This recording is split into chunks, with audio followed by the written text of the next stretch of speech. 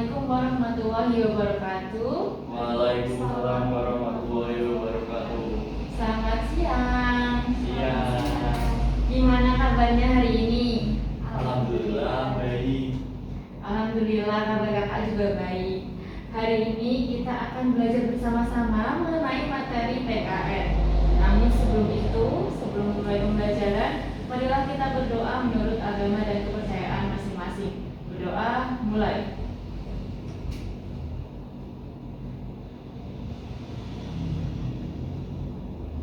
Berdoa selesai. Nah, hari ini kita akan mulai pembelajaran setelah selama kurang lebih 1 bulan ya kita libur semester. Nah, jadi hari ini adalah hari pertama kita belajar kembali ke kelas. Nah, sebelum itu, karena hari ini adalah hari pertama kakak mengajar juga, kalau ada pepatah yang mengatakan tak kenal maka tak sayang, maka hari ini saya mengatakan tak kenal maka kenalan. Jadi, perkenalkan, nama kakak Nabila Purwoto Aini, biasa dipanggil dengan sebutan Kak Nabila. Kakak adalah master teacher mata pelajaran PKN yang akan mengajar PKN di cabang Kendal KKC selama beberapa waktu ke depan. Nah, kemudian, mungkin dari kakak-kakak di depan boleh perkenalan supaya saya juga bisa mengenal satu sama lain. Kebetulan di sini hanya ada 2 siswa ya, ada siswa dan siswi karena perempuan dan laki-laki. Silahkan boleh perkenalan. Perkenalkan, saya Mutiara. Perkenalkan, nama saya Dari Sabrasi. Ya, halo Kak Mutiara, halo Kak Dari, salam kenal. Nah, ngomong-ngomong nih tentang libur semester kan cukup lama ya 1 bulan. Kak Mutiara sama Kak Daris tuh di rumah selama libur semester ngapain aja sih? Kalau saya sering pulang pergi ke rumah nenek. Liburan di rumah nenek ya. Kalau Kak Kalau Daris? saya sering kumpul keluarga, terus jalan-jalan family time gitu. Oh ya, seru juga ya. Jadi masih sama keluarga liburannya. Selama 1 bulan liburan udah puas belum sih liburan? Puas banget. Lumayan. Alhamdulillah. Jadi sekarang udah bisa fokus ya untuk kembali ke kelas, untuk kembali belajar.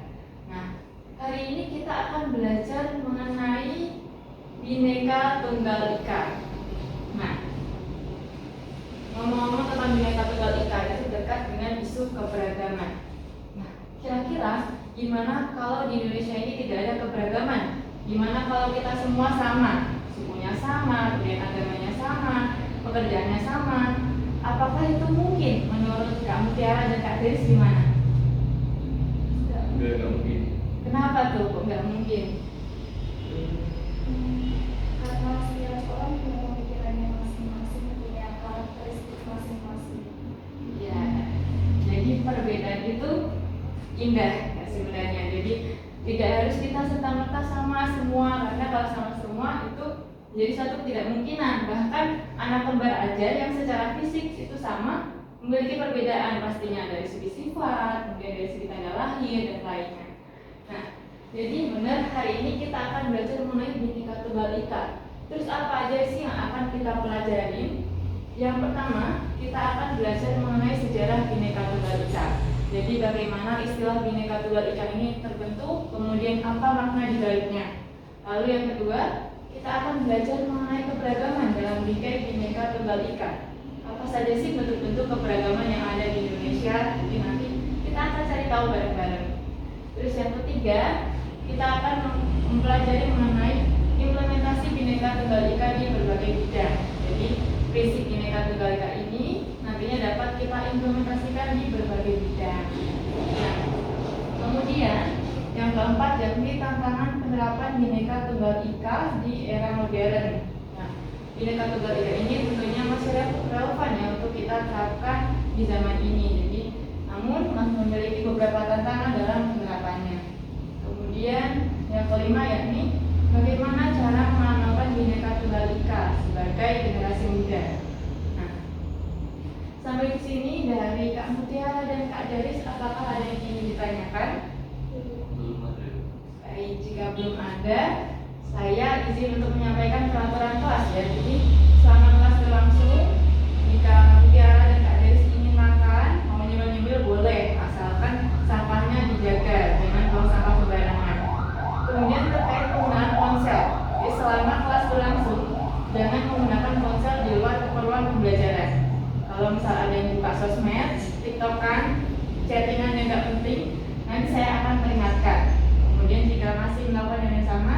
Saya izin untuk meminta ponselnya sampai pembelajaran terakhir. Ini dua peraturan itu dapat disetujui? Bisa. Bisa. Baik, terima kasih. Jadi kita akan mulai pembelajarannya. Jadi kita akan belajar dari poin 1. Nah, ini sejarah Bhinneka Tunggal Ika.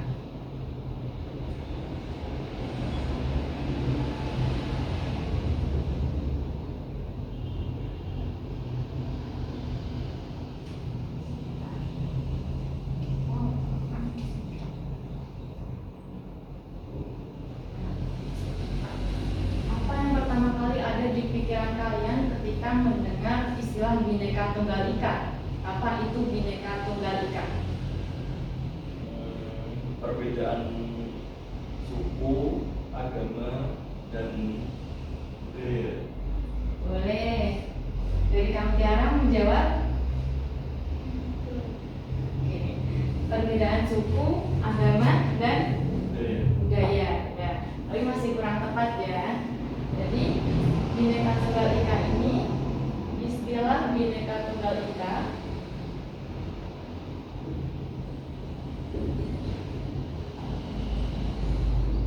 berasal dari Kitab Kakawin Sutasoma. Ini Kitab Kakawin Sutasoma.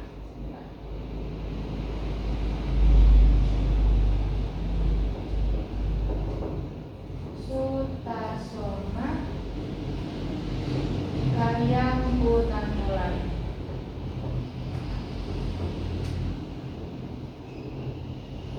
Nah, cuplikan paling terkenal dari kitab tersebut berbunyi seperti ini. Bhinneka Tunggal Ika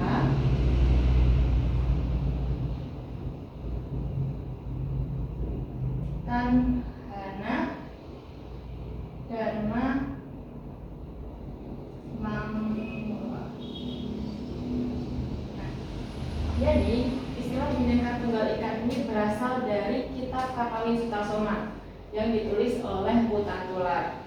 Nah, ini istilah yang berasal dari bahasa Jawi. Bhinneka Tunggal Ika Tanhana Dharma Mangwa. Nah, penyebutannya agak sulit ya, Tanhana Dharma Mangwa. Nah, kalimat tersebut bermakna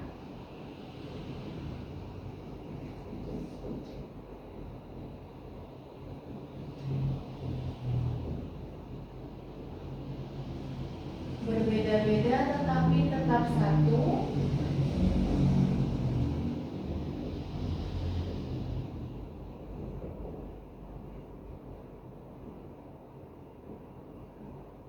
Tiada dharma yang mendua.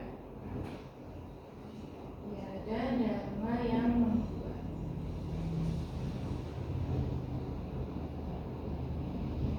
Artinya, walaupun ada berbagai perbedaan, ada perbedaan suku, agama, seperti yang sudah disebutkan tadi, itu kita dapat bersatu. Tiada dharma yang mendua di sini artinya tiada yang terpecah belah. Nah, kemudian sebenarnya secara harfiah ya, secara harfiah istilah Bhinneka Tunggal Ika ini berarti berbeda-beda tetapi tetap satu. Nah, karena bila tuliskan di sini Bhinneka Tunggal Ika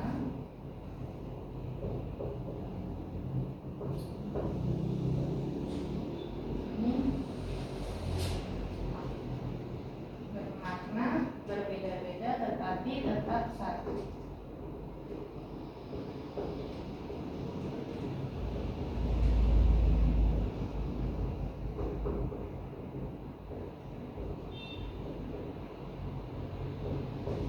Apa yang membuat perbedaan itu, perbedaan yang beraneka ragam itu kita dapat bersatu?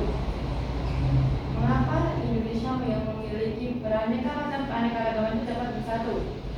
Kenapa kira-kira? Karena memiliki satu tujuan.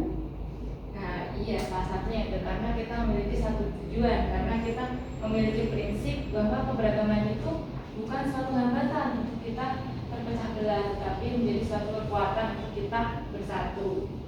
Nah, sampai di sini dari Kak Mutiara dan Kak Daris, apa apakah yang ingin ditanyakan? Belum ada, sudah cukup jelas. Jangan malu ya kalau mau bertanya, karena malu bertanya sesat di jalan. Selain itu malu bertanya juga tidak dapat jawaban. Jadi jangan malu-malu kalau mau tanya. Jadi karena kita lanjutkan ke materi yang kedua, yakni keberagaman dalam Bhinneka Bhinneka Tunggal Ika.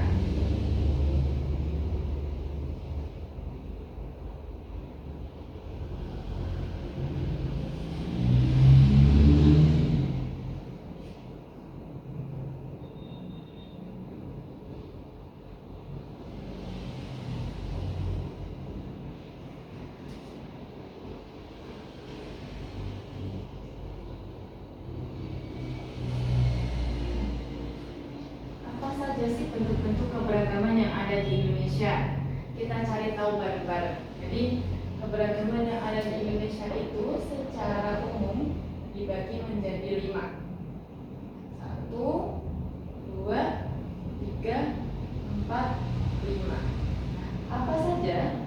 Yang pertama yakni mata pencaharian. Jadi ada banyak sekali mata pencaharian yang ada di Indonesia.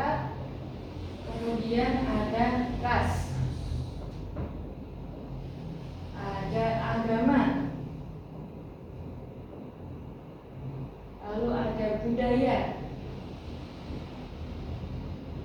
dan ada gender atau jenis kelamin.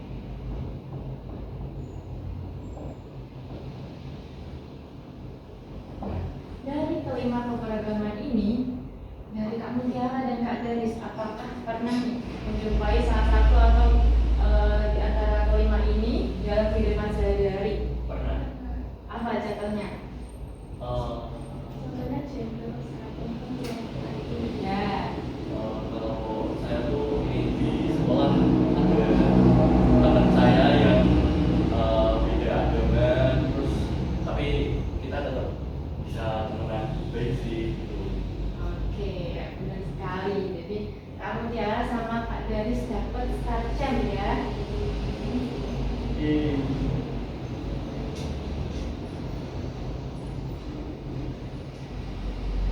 Kak Daris tadi jawab berapa kali, jadi dapat sarcam 2.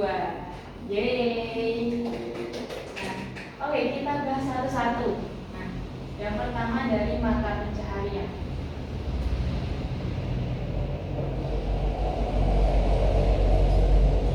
Ada apa saja mata pencaharian yang ada di Indonesia? Itu banyak sekali. Kita sebagai negara agraris memiliki mata pencaharian petani. Kemudian sebagai negara memiliki laut yang sangat luas, wilayah daripada yang luas, kita punya nelayan. Nah, lalu yang tidak kalah banyak ini di sektor perdagangan ada pedagang. Kemudian ada pegawai, ya, industrialisasi, ada banyak orang berprofesi sebagai pegawai, baik itu pegawai swasta maupun pegawai pemerintahan. Nah, kemudian juga ada peternak. Nah, kalau seperti Kak Nabila ini, profesinya sebagai apa?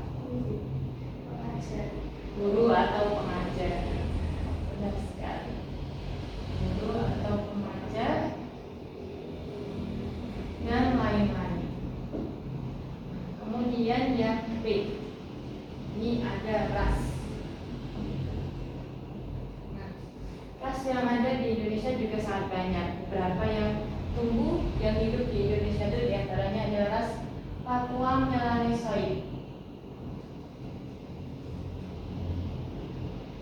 Nah, ini tersebar di wilayah Papua dan negara tetangga di Papua Nugini. Kemudian ada ras Witoid. Ini ada di wilayah Nusa Tenggara Timur dan Maluku. Nah, yang paling banyak yakni ras Malayan Mongoloid atau ras Melayu ya.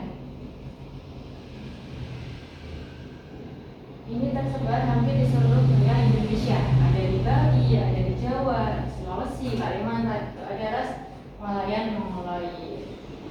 Nah, selanjutnya yakni mengenai agama.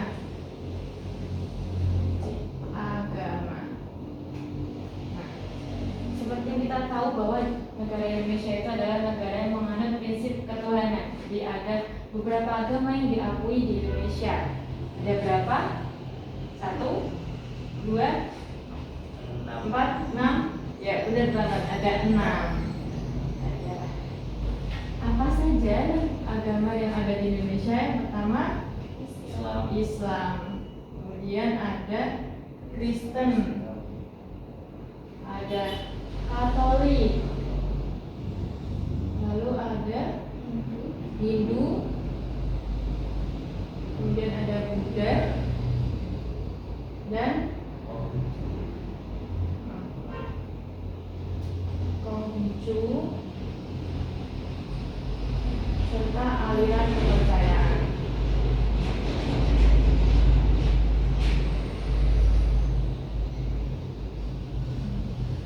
Tadi katanya ada 6, kok sekarang ada aliran kepercayaan? Apa itu aliran kepercayaan? Jadi aliran kepercayaan ini adalah aliran yang berkembang di masyarakat yang diturunkan secara turun-temurun. Nah, contohnya apa? Kalau di daerah Jawa seperti yang kita tahu ada kejawen. Itu adalah salah satu bentuk aliran kepercayaan yang mana hidup dalam tradisi masyarakat. Ada yang seperti kita tahu ada tedak siten, kemudian 40 hari, 7 hari, weton. Nah, itu salah satu bentuk aliran kejawen. Kemudian yang B yakni budaya.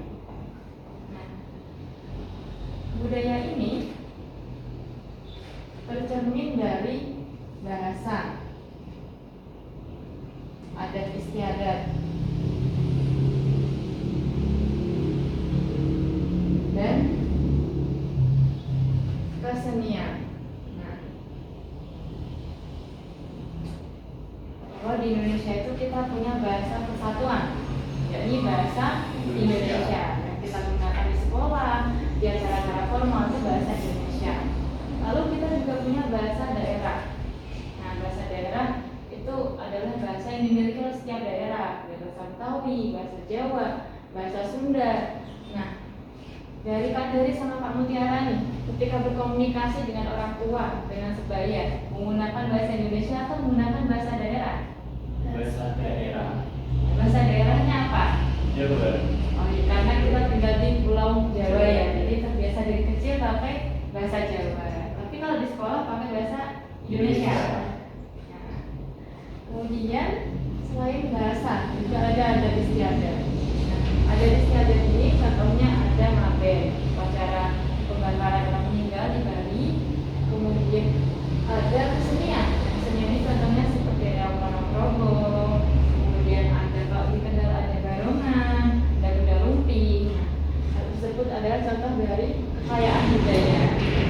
Kemudian ada gender atau jenis kelamin.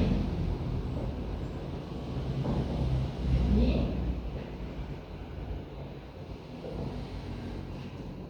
adanya perbedaan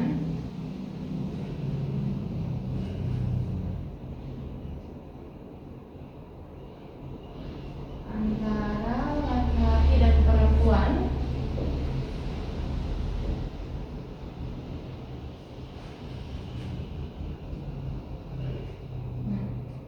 dari segi gender dan jenis kelamin. Jadi ada perbedaan antara perempuan dan laki-laki itu dibedakan dari gender dan jenis kelamin. Apa sih bedanya antara gender dan jenis kelamin? Sebenarnya ini hampir sama tetapi memiliki perbedaan. Nah, apakah kalian tahu perbedaannya? dan merasa Bukan. Oh iya. Kalau belum tahu karena bila kasih tahu. Jadi jenis kelamin ini merupakan satu hal yang kodrati antara laki-laki dan perempuan.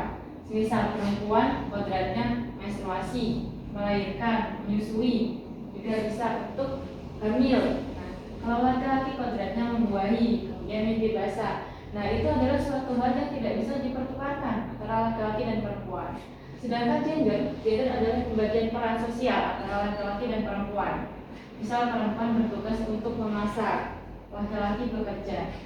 Nah, namun seiring berjalannya waktu, gender ini menjadi lebih fleksibel, dapat dipertukarkan karena sekarang bahwa perempuan juga bisa bekerja, laki-laki juga bisa memasak. Profesi-profesi yang biasanya dijalani perempuan, misal penata rias, kemudian chef juga banyak dilakukan laki-laki pun sebaliknya. Jadi oleh karena itu gender itu lebih bersifat fleksibel. Ini sampai di sini dapat dipahami?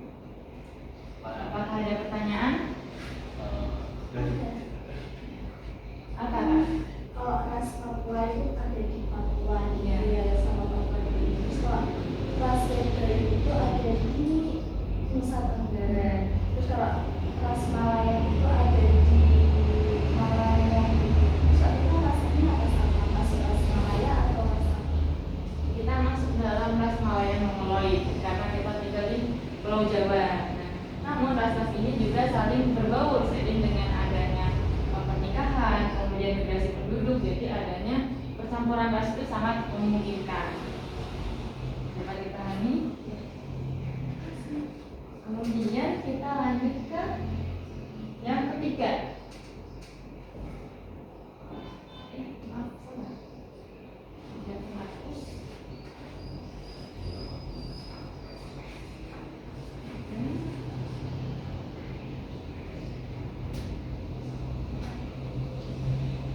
Kita masuk ke materi yang ketiga. Sebelumnya kita centang dulu. Yang pertama dan kedua sudah. Kemudian kita masuk ke yang ketiga, yakni mengenai implementasi Bhinneka Tunggal Ika di berbagai bidang.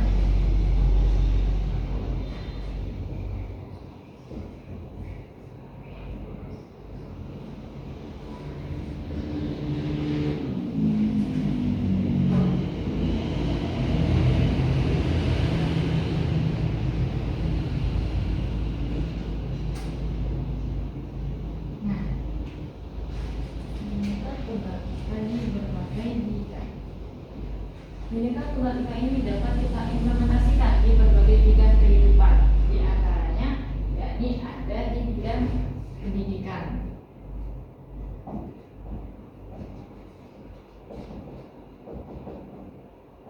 Melalui apa? Melalui adanya peringatan hari besar berbagai agama. Di peringatan hari besar berbagai agama, kemudian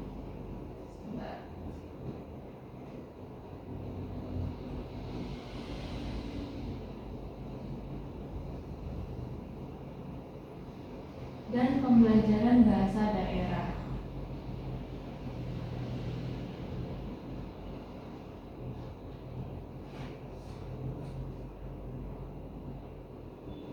Nah, jadi di Indonesia seperti yang kita tahu ada 6 agama. Makanya ada berbagai macam hari besar agama. Contohnya apa? Ada Idul Fitri, dan Natal, kemudian ada apa lagi? Waisak dan Nyepi. Nah, kemudian ada juga belajar bahasa daerah. Jadi bahasa daerah ini di pendidikan biasanya masuk dalam muatan lokal. Kalau kita di Pulau Jawa, biasanya pembelajarannya bahasa Jawa. Dan teman-teman kita ada yang tinggal di Bandung itu belajarnya bahasa Sunda. Kemudian di Jakarta belajarnya bahasa Betawi. Seperti itu. Nah, karena papan tulisnya sudah penuh, jadi apakah boleh kalau yang ini dihapus dan dicatat? Mau dipotong? Boleh sudah. Oke, baik. Mungkin kalau mau dipoto bisa untuk nanti misal mau dilihat lagi di rumah.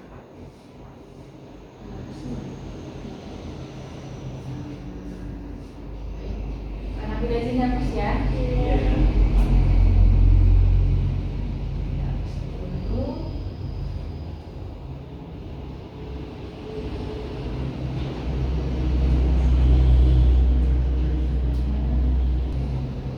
Baik, karena bila izin lanjutkan, tadi kan kita sudah sampai di poin 3 ya, implementasi Bhinneka Tunggal Ika di berbagai bidang.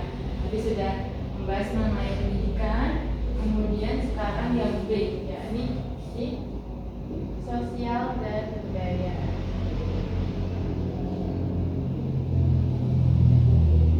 Nah, di sosial dan budaya kita dapat mengimplementasikan Bhinneka Tunggal Ika melalui dengan melihat festival budaya. Kemudian ada peta seni.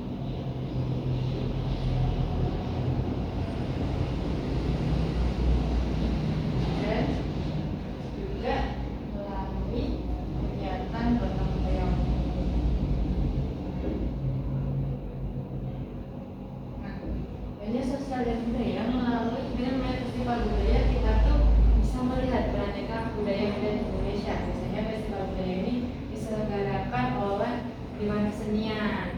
Kemudian nanti ditampilkan berbagai pertunjukan kesenian yang ada di situ. Kemudian pentas seni biasa juga diselenggarakan di sekolah, biasanya saat acara perpisahan, acara 17-an.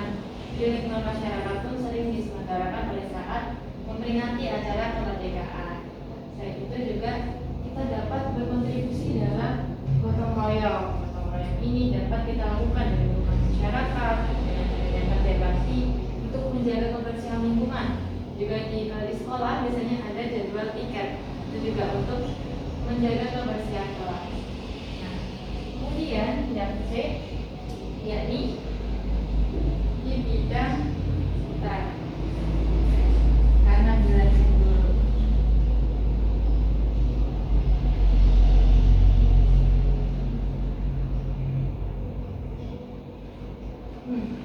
Di bidang politik dan pemerintahan.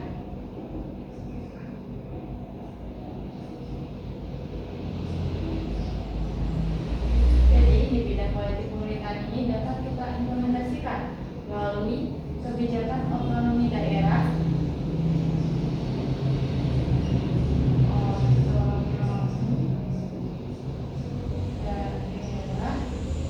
dan kebijakan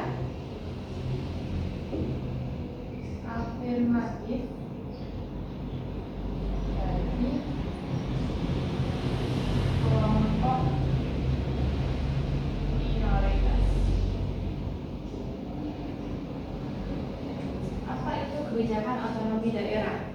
Jadi kebijakan otonomi daerah adalah kebijakan yang diberikan oleh pemerintah pusat kepada pemerintah daerah untuk mengatasi persoalan yang ada di daerah. Nah, mengingat setiap daerah memiliki persoalan dan juga potensinya masing-masing. Kemudian kebijakan afirmatif bagi kelompok minoritas ini bentuknya seperti apa? Nah, kalau teman-teman tahu di wilayah Papua itu di parlemen DPR itu ada kebijakan khusus untuk kuota orang asli Papua. Kemudian ketika kalian pernah nggak jalan-jalan di trotoar, situ melihat kuning-kuning di tengah ada yang timbul-timbul. Nah, itu adalah kebijakan afirmatif untuk para penyandang disabilitas dari tunanetra. Jadi mereka terbantu dengan adanya petunjuk jalan tersebut. Kemudian kalau kita jumpai ketika naik BRT, Kak Dery sama Kak Mutiara pernah naik BRT? Nah, di situ ada kursi yang di samping itu ditujukan untuk ibu hamil dan lansia. Nah, sebenarnya kursinya nggak jauh beda dengan yang kursi-kursi yang lain, tapi karena letaknya di dekat pintu, jadi memudahkan mereka untuk akses keluar masuk. Nah, apalagi ketika naik BRT nih, dari sama Kak Mutiara lebih sering duduk apa berdiri? Berdiri. Kenapa tuh? Memprioritaskan tempat duduk buat yang lebih duduk nanti. Nah, benar banget. Jadi salah satunya dari ibu hamil, kemudian lansia, selain itu juga ada ibu-ibu yang biasanya gendong-gendong anak. Nah, itu kan kita prioritaskan untuk duduk. Kemudian juga ada orang tua. Nah, karenanya yang muda-muda biasanya lebih banyak berdiri. Kemudian yang E, ini dari segi ekonomi. Tulis di sini. Ini produk lokal dari berbagai daerah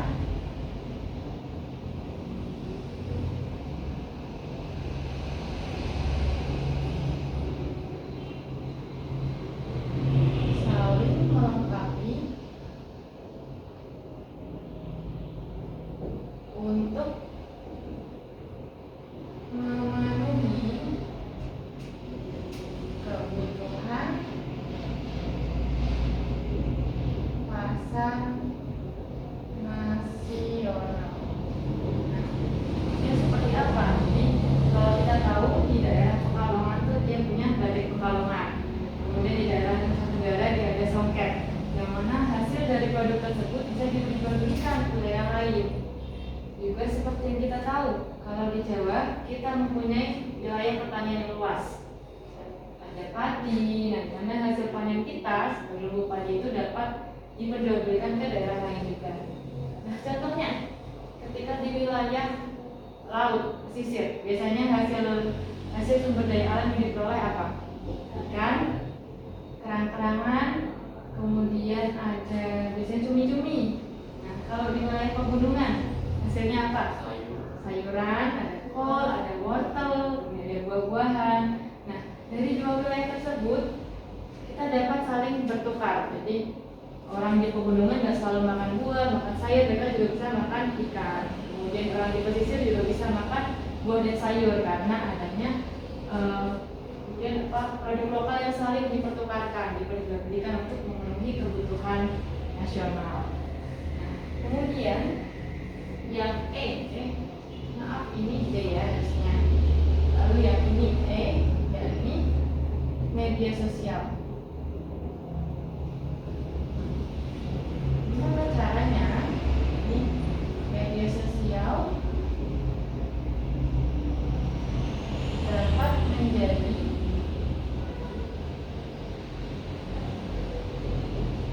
ruang positif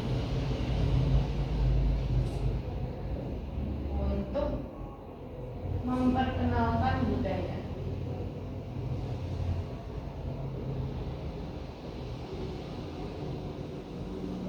Jadi adanya media sosial ini dapat kita gunakan sebagai media untuk mengenalkan budaya. Gimana caranya? Misalnya ada kesenian. Kalau di Kendal ada kesenian apa? Barengan. Nah, itu bisa kita foto, bisa kita dokumentasikan prosesnya, kemudian siapa yang terlibat, apa saja komponen yang ada di situ seperti sesaji dan sebagainya. Lalu bisa kita upload ke YouTube. Sekarang ada TikTok, ada Instagram, tapi biasanya lebih ke di YouTube. Nah, itu nantinya dapat memperkenalkan budaya yang kita miliki. Jadi orang luar daerah bisa tahu, oh ternyata di Kendal, di Indonesia, di wilayah Kendal itu ada kesenian barengan.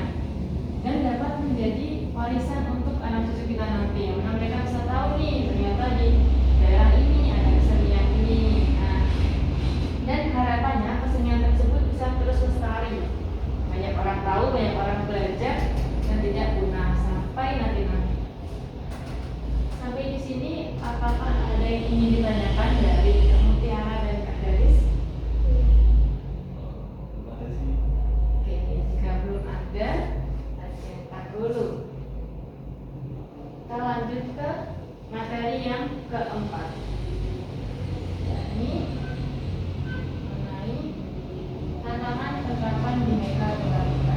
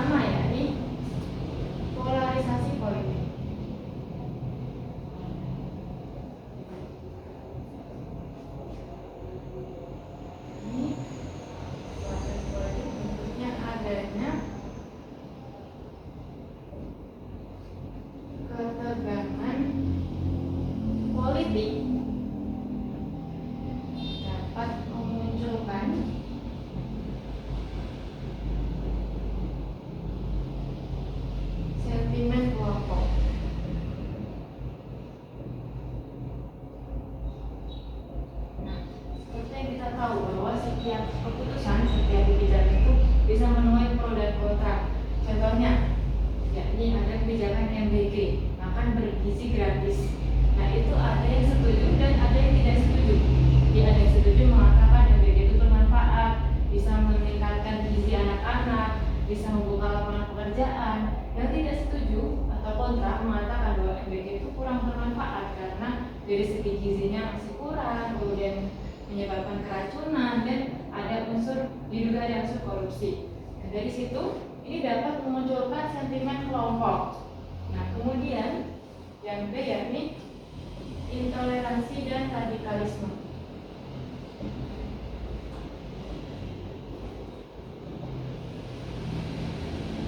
Nah, intoleransi dan radikalisme ini bentuknya adanya kelompok yang menolak keberagaman dan memaksakan keseragaman. Contohnya seperti apa? Jadi kalau misalnya ada suatu pernikahan antar suku, ada orang Jawa ingin menikah dengan orang Sunda, kemudian pihak keluarga tidak setuju karena anggapannya tidak boleh menikah dengan suku lain. Orang Jawa tidak boleh menikah dengan Sunda karena pantangan tertentu. Nah, itu merupakan salah satu bentuk intoleransi. Kemudian radikalisme itu dapat kita temui salah satunya dalam bentuk terorisme. Jadi seperti yang kita tahu beberapa tahun ke belakang tuh ada tindakan radikalisme dalam bentuk terorisme seperti pengeboman masjid, pengeboman gereja. Nah, hal tersebut yang membuat suatu dua planning itu berbahaya untuk keberagaman. Lalu yang C yakni setelah toleransi dan radikalisme, disinformasi media sosial.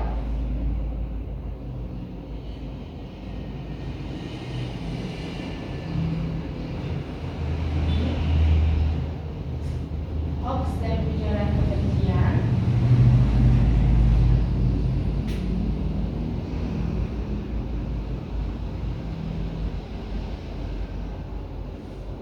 dapat menyebar dengan cepat.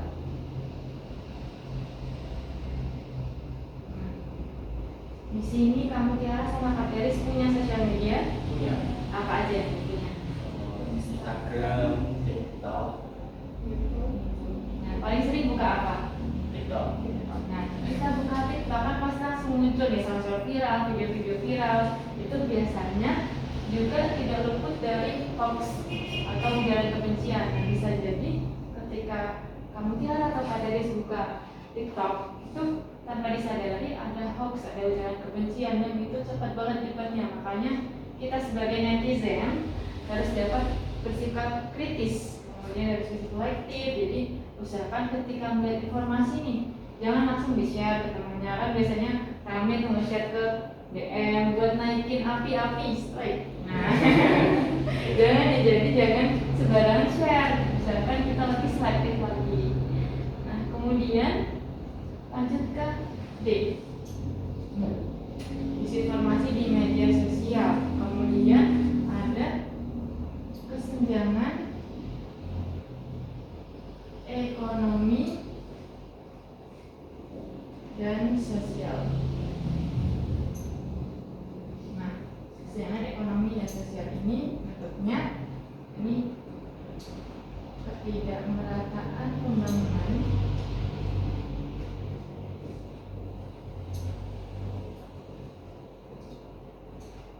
dapat memunculkan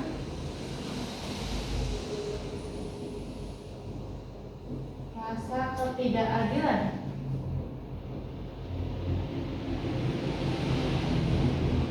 antar kelompok. Nah, ini bentuknya seperti yang kita tahu kalau pembangunan Indonesia sampai saat ini masih terpusat di Pulau Jawa. Walaupun sudah ada upaya dari pemerintah untuk memperluas pembangunan ke pulau lain melalui IKN dan sebagainya, tetapi sampai saat ini pembangunan infrastruktur itu masih terpusat di Pulau Jawa. Dari segi pendidikan, dari segi kesehatan itu masih terpusat di Pulau Jawa. Jadi ada adanya suatu rasa ketidakadilan mungkin dari masyarakat dari luar Pulau Jawa yang mereka akses kesehatan, akses pendidikannya tidak sebagus di Pulau Jawa. Contohnya seperti itu. Kemudian yang yakni globalisasi budaya.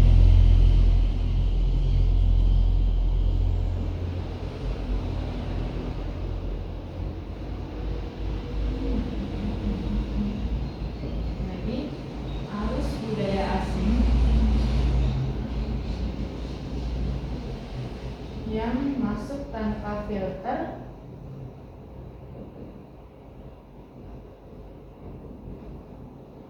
dapat merusak moral.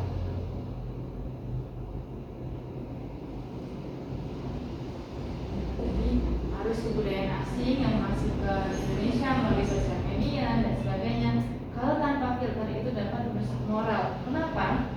Karena tidak semua yang ada di sosial media itu relevan untuk kita terapkan dalam norma dan kehidupan yang ada di Indonesia. Misal, ada budaya yang dia lebih terbuka dari segi pakaian, kemudian lebih bebas secara pergaulan. Kan itu tidak sesuai untuk kita terapkan di kehidupan normal Indonesia. Nah, sampai di sini karena bila ingin menuliskan contoh kasus. Yang pertama ini distribusi kekayaan yang tidak merata dapat menciptakan kantong-kantong kemiskinan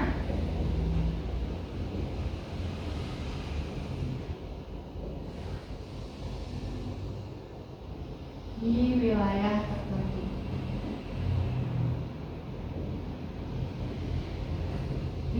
Hal ini dapat memunculkan rasa kecemburuan sosial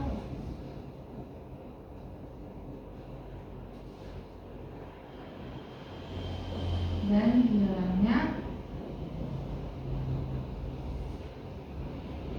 kepercayaan terhadap sistem pemerintahan.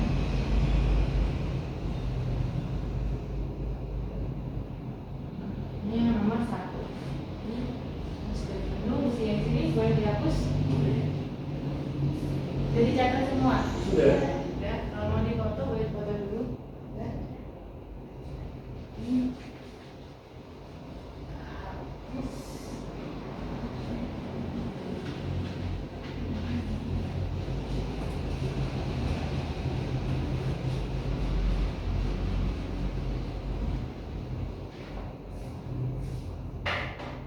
Yang kedua yakni penyebaran teknologi dan informasi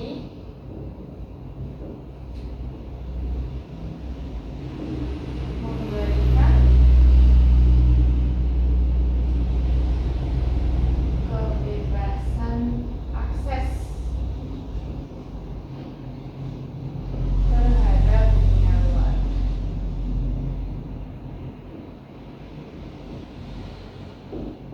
Hal ini dapat meluturkan nilai sopan santun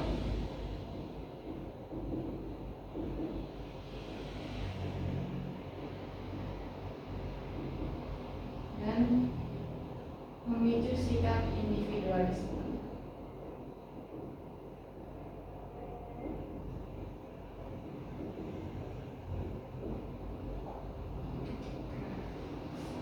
Dari dua soal tersebut, Kak Mutiara sama Kak Garis boleh minta tolong maju ke depan untuk menganalisis apakah yang nomor 1 ini termasuk tantangan dari segi apa, kemudian yang nomor 2 termasuk tantangan dari segi apa. Kan di sini ada seni ekonomi dan sosial, globalisasi budaya, polarisasi politik, intoleransi dan radikalisme, kemudian ada disinformasi sosial.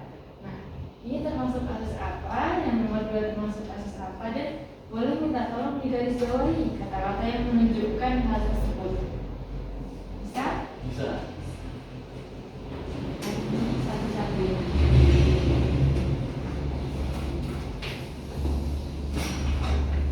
Ditulis dalam kurung di belakangnya termasuk apa, terus digarisbawahi.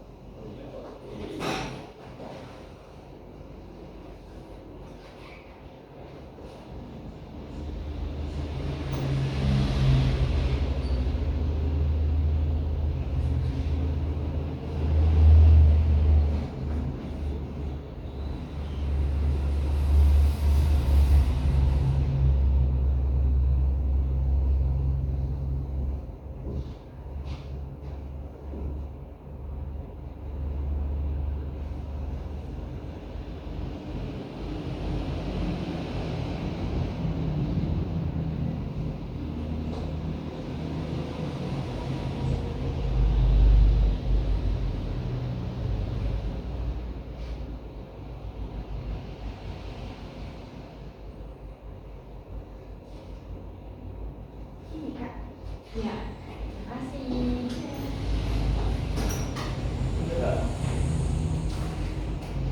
Terima kasih. Kita bahas sama-sama. Yang pertama, distribusi kekayaan yang tidak merata dapat menciptakan kantong-kantong kemiskinan di wilayah tertentu. Hal ini dapat memunculkan rasa kecemburuan sosial dan hilangnya kepercayaan terhadap sistem pemerintahan. Nah, di sini kata-kata yang termasuk kesenjangan ekonomi dan sosial. Apakah benar? Ya, ketidakmerataan pembangunan benar ya. Jadi ditandai dengan kata ini, kekayaan yang tidak merata, kemudian kantong-kantong kemiskinan di wilayah tertentu, lalu juga ada memunculkan rasa kecemburuan sosial. Nah, ini kata-kata yang menunjukkan bahwa kasus ini termasuk kesenjangan ekonomi dan sosial. Kemudian yang nomor 2, penyebaran teknologi dan informasi memberikan kebebasan akses terhadap dunia luar. Hal ini dapat menentukan nilai sopan santun dan memicu sikap individualisme, termasuk disinformasi di media sosial. Apakah benar? Masih kurang tepat ya. Jadi ini sebenarnya lebih masuk ke globalisasi budaya. Globalisasi budaya ditandai oleh apa? Yakni adanya informasi yang terhadap kebebasan akses terhadap dunia luar, kemudian menentukan nilai sopan santun dan memicu sikap individualisme. Jadi karena tadi Kak Daris benar, dapat 1 starchen lagi. Jadi Kak Mutiara dapat 1 juga karena tadi sudah menjawab pertanyaan berapa? Jadi 2 dan 3. Kemudian sampai di sini apakah ada yang ingin ditanyakan? Sudah cukup jelas? Sudah cukup jelas karena bila lanjutkan ke pembahasan yang nomor 5, di cara mengamalkan bineka tunggal ika. Sebelumnya dicetak dulu.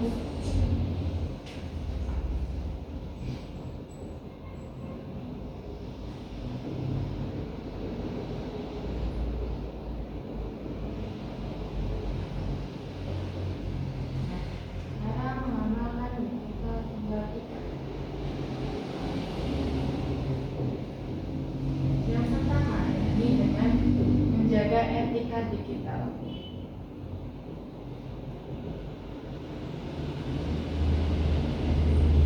Ini bagaimana? Ini dengan tidak menyebarkan hoax dan ujaran kebencian. Hoax dan ujaran kebencian.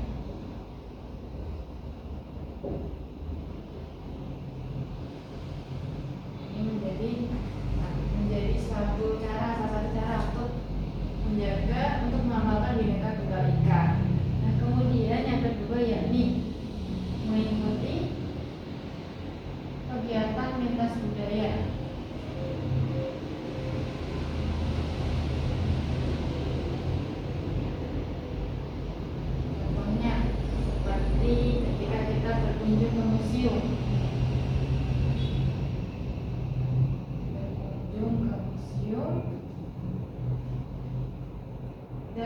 melihat festival budaya.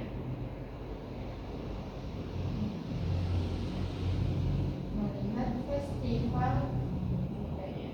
Nah, ketika kita berkunjung ke museum, kita melihat berbagai peninggalan sejarah, peninggalan budaya dari berbagai daerah, sejarah masa lampau. Kemudian ketika kita melihat festival budaya, kita jadi tahu nih ternyata ada kebudayaan yang semacam itu. Kemudian menyenangkan juga ketika menonton suatu kesenian, suatu pertunjukan di festival-festival budaya. Dan dari kamu Tiara, dari pernah nggak nonton festival budaya? Kayak wayang kulit, ketoprak, kemudian ada lenong. Pernah? Perasaannya ketika nonton gimana?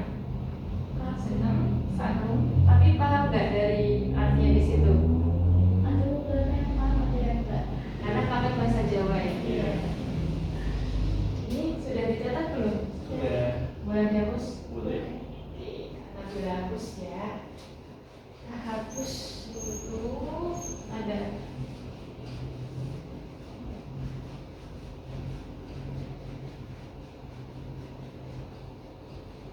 Nah, kemudian lanjutkan ya yang C.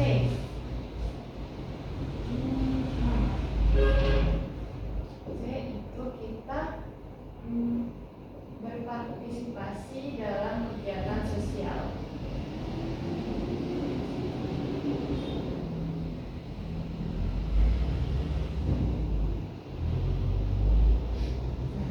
Bentuknya seperti apa? Ini contohnya dengan mengikuti gotong royong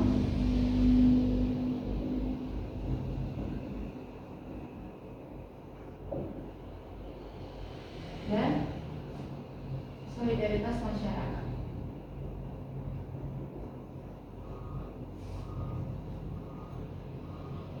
Nah, gotong royong di lingkungan masyarakat seperti kerja bakti, pernah ikut?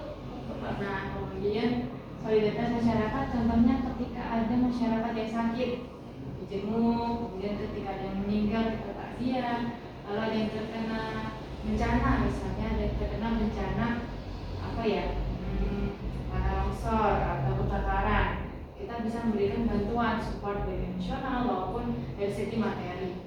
Nah, kemudian yang B, ini mendukung adanya dialog antar agama. Dialog antar agama atau toleransi beragama ya.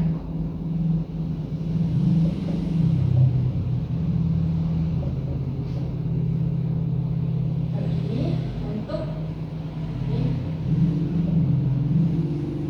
toleransi beragama adanya dialog antar agama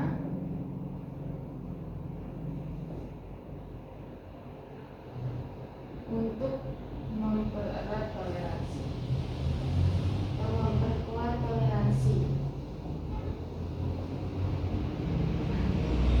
Toleransi beragama ini wujudnya contohnya seperti apa ya? Yang kamu Tiara sama Kak Daris tahu?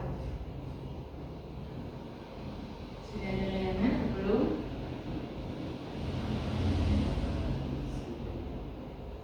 Oke, kalau belum ada, bisa aja ketika ada hari raya, misalnya ada hari raya Natal. Nah itu pemuda-pemudi Muslim ataupun dari agama lain bisa ikut menjaga keamanan. Kemudian ketika umat Muslim sholat Idul Fitri dari umat lain, misalnya dari Kristen, Katolik, kemudian dari Buddha, itu bisa membantu juga menjaga keamanan. Jadi kemudian adanya dialog antar agama itu juga membantu kita untuk lebih mengerti batasan antar agama, batasan toleransi. Jadi kita tidak apa-apa kalau punya teman yang berbeda agama, tidak apa-apa kalau punya rekan kerja yang berbeda agama. Itu kita dapat saling menghormati. Nah, kemudian yang E, yakni menolak segala bentuk diskriminasi.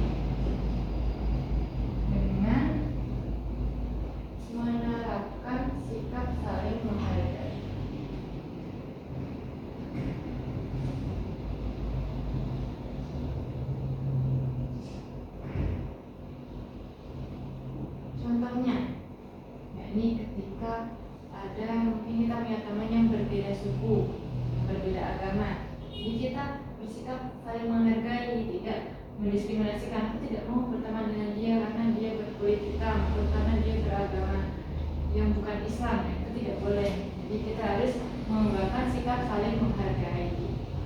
Nah, sampai di sini dari Kak Mutiara sama Kak Deris, apakah ada pertanyaan?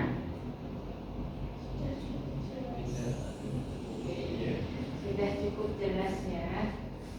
Baik, Kak Centang, kita recap. Kak Mutiara dapat 2 star jam, Kak Deris dapat 3 star jam. Nah, sebelum mengakhiri pembelajaran kali ini, mari kita bersama-sama coba simpulkan nih, apa kesimpulan dari pembelajaran hari ini. Yang pertama, yakni mengenai sejarah Bhinneka Tunggal Ika. Jadi istilah Bhinneka Tunggal Ika itu berasal dari kitab Kakawin Sutasoma, yang berarti berbeda-beda tetapi tetap satu. Nah, kemudian bentuk-bentuk keberagaman yang ada di Indonesia secara umum ada 5. Yang pertama ada mata pencaharian, kemudian ras, budaya, agama, dan gender atau jenis kelamin. Kemudian implementasi Bhinneka Tunggal Ika di berbagai bidang dapat kita terapkan dalam bidang pendidikan, sosial dan budaya, politik dan pemerintahan, kemudian ada ekonomi dan media sosial. Nah, lalu tantangan penerapan Bhinneka Tunggal Ika. Jadi dalam menerapkan Bhinneka Tunggal Ika kita mengalami beberapa tantangan. Yang antaranya ada polarisasi politik, kemudian intoleransi dan radikalisme. Lalu ada kesenjangan ekonomi dan sosial, ada globalisasi budaya.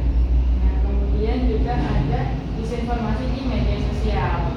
Nah, kemudian yang terakhir nih, cara mengamalkan Bhinneka Tunggal Ika, yakni dengan menjaga etika digital, lalu mengikuti kegiatan lintas budaya, berpartisipasi dalam kegiatan sosial, lalu mendukung adanya dialog antar agama dan menolak segala bentuk diskriminasi. Nah, itu dia kesimpulan dari pembelajaran hari ini. Jadi, apakah sudah cukup jelas? Ada pertanyaan? Sudah. Nah, jadi karena waktunya juga sudah selesai, jadi ya, kita cukupkan pembelajaran hari ini. Terima kasih sudah mengikuti pembelajaran dari awal hingga akhir. Terima kasih sudah antusias untuk bertanya dan menjawab pertanyaan. Namun sebelum kita akhiri pembelajaran kali ini, marilah kita berdoa menurut agama dan kepercayaan masing-masing. Doa mulai. Berdoa selesai. Jadi saya sudah pembelajaran kita kali ini.